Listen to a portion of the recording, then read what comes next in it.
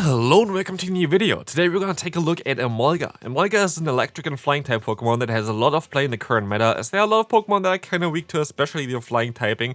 So let's take a look at what we can do here as we're going to encounter the worst possible lead in the first game already.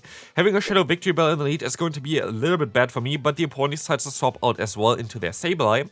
And as you might see there, I was able to swap out one fast move before them, so I'm going to have a fast move advantage here, allowing me to get to my next charge move a little bit faster. And that's going to be very nice for me because my main goal here for the first game is going to be to realign my Pokemon because I can't have my Swampert onto a Shadow Victory Bell. So I try to do everything in my power here to try to realign my Pokemon, and I can do this on a CMP tie here. This was very risky. I should have went for my move a little bit earlier. But like this, I might even be able to go for another move, but I cannot. But I can at least align my Emolga against the opponent's Shadow Victory Bell, as they decide to swap out into the Ninetales. I'm forced to go for a charge move here early on, trying to get them low, and we're gonna get them into Thundershock range, but I'm even going to be able to reach another Hydro Cannon, which allows us to align our Pokemon correctly, but it's still going to be Emolga against a Victory Bell with a ton of energy. If there's a Sludge Bomb, it might be a little bit tricky. They're gonna go ahead and go for a charge move. It's going to be the Leaf Blade, and so this is going to be a good game, as you're going to be able to flip switch in the first game already and go for big acrobatics to win this game. Let's take a look at the next opponent. We're going to have the exact same lead again. Horrible lead for us, as our Shadow Swampert has to swap out, and again we're going to have to try to do the exact same thing as in the game before. We're going to have to try to realign our Pokemon, so we're going to have a matchup here against Talonflame and Sableye. If you play it correctly, you should be able to realign here. You have to try to manage your energy perfectly, which is usually for, like, if the opponent goes for one Incinerate, you can go 2 fast moves in, which allows you to only give the opponent 1 free fast move before you throw, and this allows you to basically still reach a foul play fairly easily before the opponent can go for 3 charge moves, and this allows you to just knock them out and realign your Pokemon. They go back into the Victory Bell, and now I can go into my Emolga again, as they're going to swap out eventually most likely, but they decide to go for a charge move first, which is going to be the Leaf Blade, gonna get us low, and they decide to swap out now into the Lantern, allowing us to go into our Swampert. Swampert has access to Earthquake, Swampert can easily take a Surf, and Swampert can one-shot the opponent. The opponent knows about it, so they decide to kind of force quit the app or something like this, because this game is over at this point anyway. I can go for the Earthquake, knock out the opponent's Lantern, and also, of course, I still had the move stored onto my Emolga, so it's going to be a good game. Let's move on. Third game, third horrible lead for me. Like, literally 3 times hardwalled here, but it kind of can showcase at least how you want to play this team and how you kind of want to, have like your game plans already here. For example, horrible lead there, you kind of really want to realign again with your Sableye, because again, the Emolga is really good against anything that is really horrible for the for our Swampert here, which is kind of nice.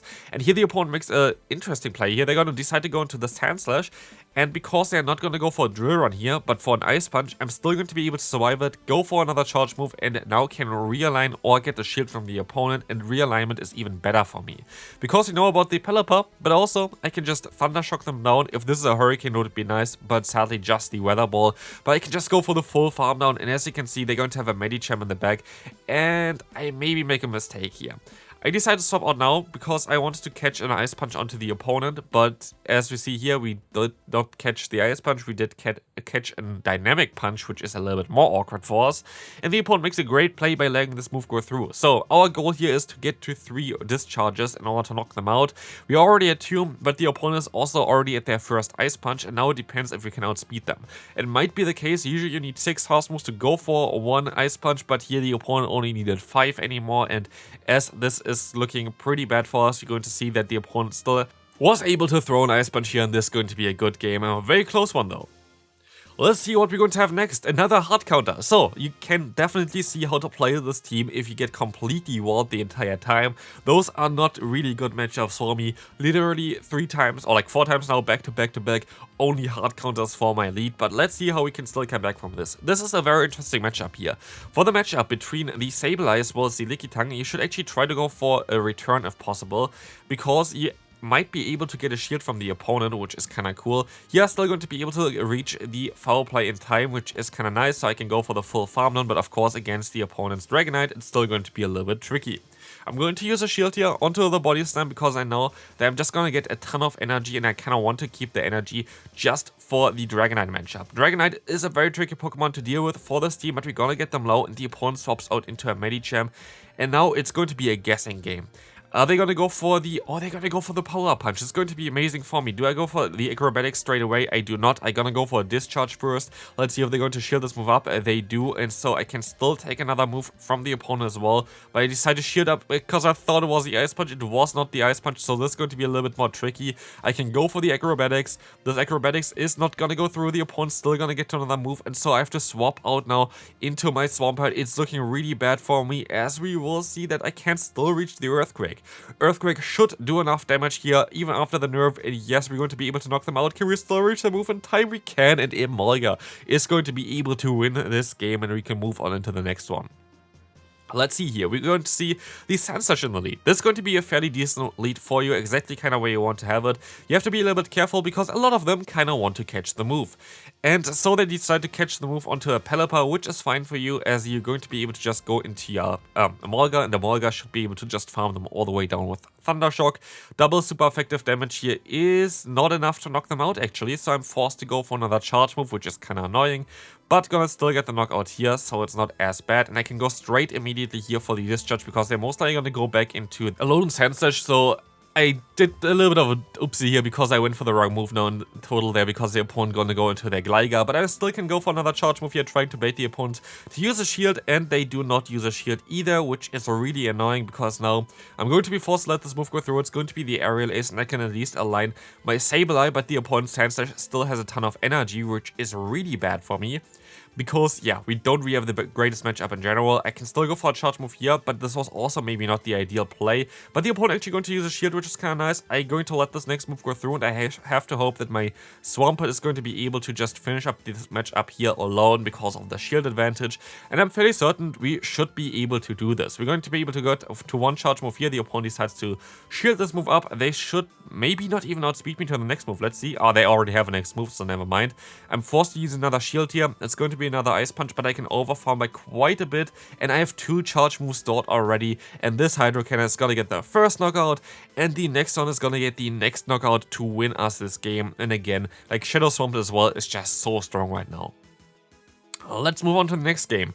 Again, a horrible lead for us. This kind of really shows you how to play this team, which is, I guess, a really good thing to see. Like, if you completely get hardwalled, we can still have some positive matchups. Weather Ball coming through. This is kind of annoying, but you see me here overfarming by quite a bit. I didn't know that I would lose CMP here, so that's a little bit annoying. But what we do here as well is unalign our switch clock. You see on the right side already, we kind of wasted around like 40 seconds out of 60 seconds for the switch clock, which is kind of cool. And we can even waste basically the entire switch clock here by going for another foul play and forcing the opponent to use another shield. And so I can either realign or keep the shield, and I'm going to actually use a shield just to realign my Pokemon, just in case they're going to have something also that is going to be weak against Swampert in the back, so we can line it for that one. And here we're going to encounter the Dub Wall. I should have most likely not used a shield though. Like, I feel like this was a little bit of a mistake, but I expect that the opponent most likely going to have something like a Medicham in the back, so I'm going to just sacrifice my Swampert here. It's going to be the Body Slam coming through. I can still go for a charge move, but the opponent actually has the Medicham in the back, and they're gonna go straight for the Ice Punch. I still should be able to survive one of the Ice Punches here, but I have to overfarm by quite a bit, so I'm gonna do exactly this, and I can go for the acrobatics on the CMP type. That's gonna get the easy one-shot against Medicham here. I can still go for a charge move against the opponent's Dub Wall, going for the discharge, gonna try to get them into the range for the Hydro Cannon, and I think they are in range for Hydro Cannon. It's going to be a close one because Dub Wall is actually bulky, but we can reach the Hydro Cannon in time. We have 1 HP left. Is this enough to knock them out? It is, and we can win this game. Next opponent, this is going to be actually an interesting matchup because it's kind of neutral. Which is kind of weird because the opponent is a ground type, which our Hydro Cannon would be super effective against. But I guess here the opponent is just going to let this move go through, and yeah, this is not going to look too good for the opponent, I feel like. But they're going to swap out into their Shadow variant of Sableye, which does not learn Return, which doesn't really matter in any matchup here. But I'm going to be able to definitely realign as well because I got the shield just now, so I can just go ahead and go for a foul play against them. They maybe want to let this move go through, I'm not sure about it. They do, and they can still survive with 1 HP, but I can go for the full farm down. So we both have 1 shield left, but the opponent has basically 1 Pokemon left, which is going to be the Shadow Ninetales, and this is going to be a really bad one for me.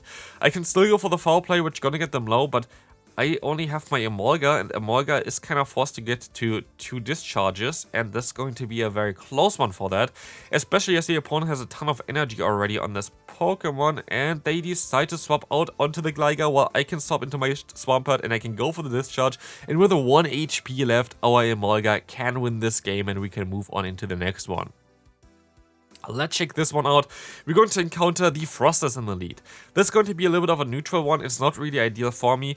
I kind of need to get some damage onto them for sure. Hopefully they're going to let this move go through, because now I can swap out into my Sableye, but we get hard-walled by a Carbink. So sometimes losing in the lead is a little bit better than just losing a Say-Swap here, because Carbink is just so tricky for me to deal with this team, or like with the backline there. But at least we're gonna get it out, because we kind of want to get it out with a Sableye anyway, so our Emolga doesn't have to face it.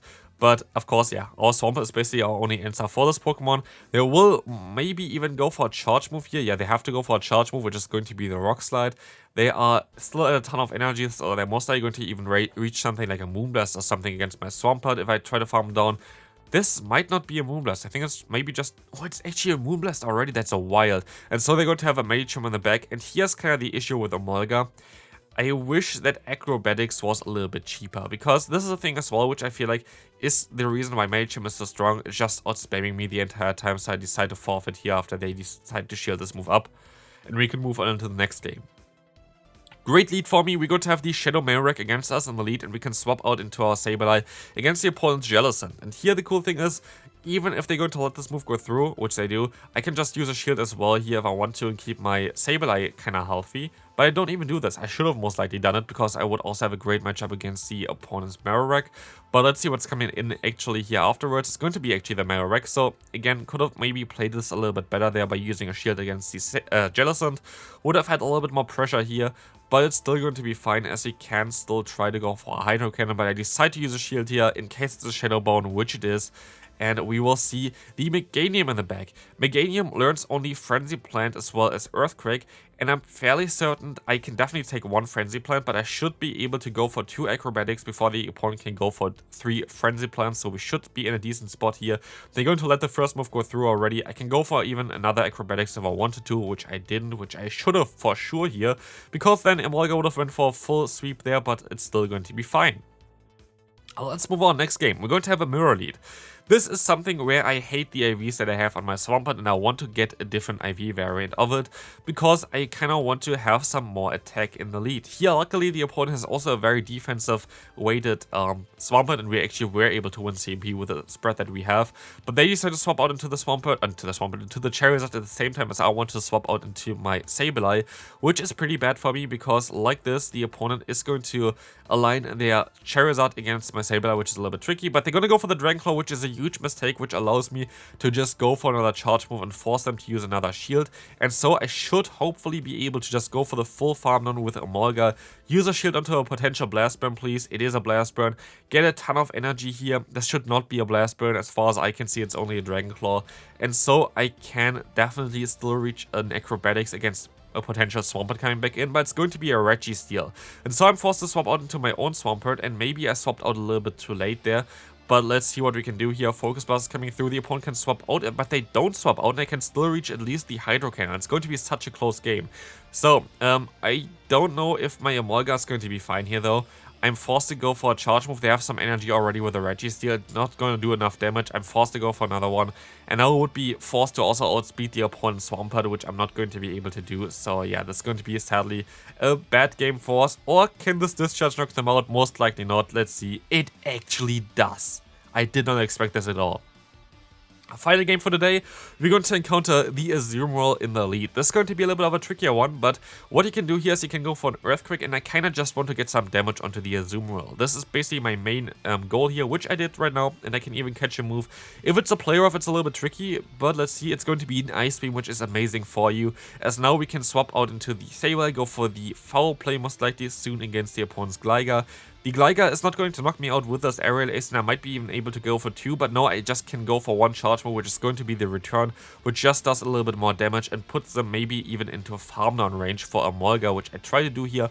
Emolga should be able to resist every move from the opponent's Gligar here, and it's going to be just a dig, so we can go for the full farm down and have now a ton of energy on this Pokemon. In comes the Skeledirge, I can swap out into my Swampert, go for a Hydro Cannon to force a shield from the opponent. They're most likely going to try to go for a Disarming Voice, but now they decide to swap out first into their Azumarill, allowing me to use a shield as well and another Ice Beam that is coming in, but I can overfarm by quite a bit, and now the opponent is kind of on range for a Hydro Cannon, which is going to be amazing for me. So Hydro Cannon is going to get the knockout. I can overfarm by a little bit here as well, go for a Hydro Cannon against the opponent, and honestly, I most I should let the next move go through just so I can go ahead and go for the charge move with my Emolga, but Hydro Cannon is all it takes and we can win this fight in the game. So this team was a lot of fun, would highly recommend you to try it out if you have the Pokemon build, but Emolga is definitely kind of underrated, and we can see you then in the next video. Bye bye!